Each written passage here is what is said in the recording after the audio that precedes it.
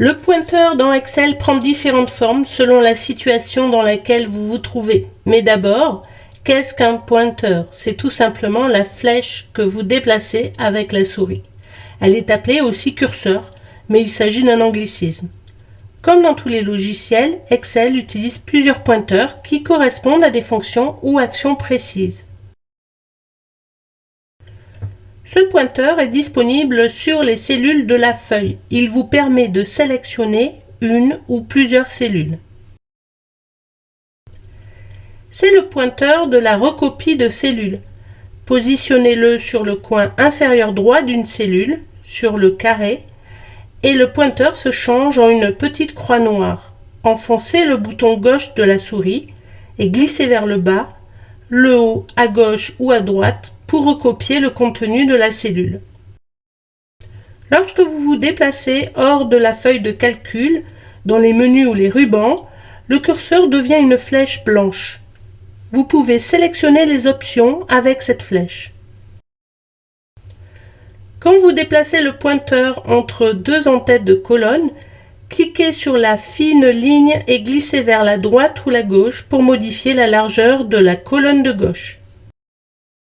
Quand vous placez le pointeur entre deux en-têtes de ligne, cliquez sur la fine ligne et glissez vers le haut ou le bas pour modifier la hauteur de la ligne située au-dessus du pointeur. Lorsqu'une colonne est masquée et que vous souhaitez l'afficher à nouveau, placez le pointeur sur la double ligne qui indique une colonne masquée. Le pointeur sera présenté tel que dans la case de gauche. Vous pouvez faire un clic droit et sélectionner Afficher là où les colonnes masquées, ou bien glisser la souris vers la droite pour que les colonnes apparaissent.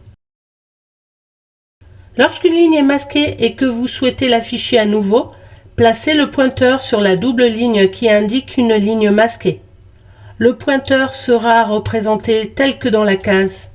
Vous pouvez faire un clic droit et sélectionner Afficher là où les lignes masquées, ou bien glisser la souris vers le bas pour que les lignes apparaissent. Ce pointeur est très utile. Sélectionnez une cellule ou un groupe de cellules et déplacez la souris sur le pourtour, l'entourage ou le cadre de la cellule.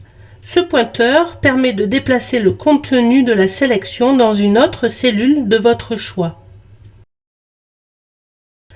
Quand vous travaillez avec du texte ou bien avec une fonction, ce pointeur vous permet d'insérer du texte à l'aide de votre clavier.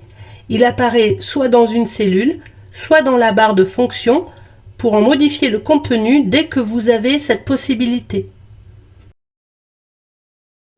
Ce pointeur apparaît lorsque vous le placez sur l'en-tête d'une colonne. En cliquant à ce moment-là, vous pouvez en faire la sélection complète. Ce pointeur apparaît lorsque vous le placez sur l'en-tête d'une ligne.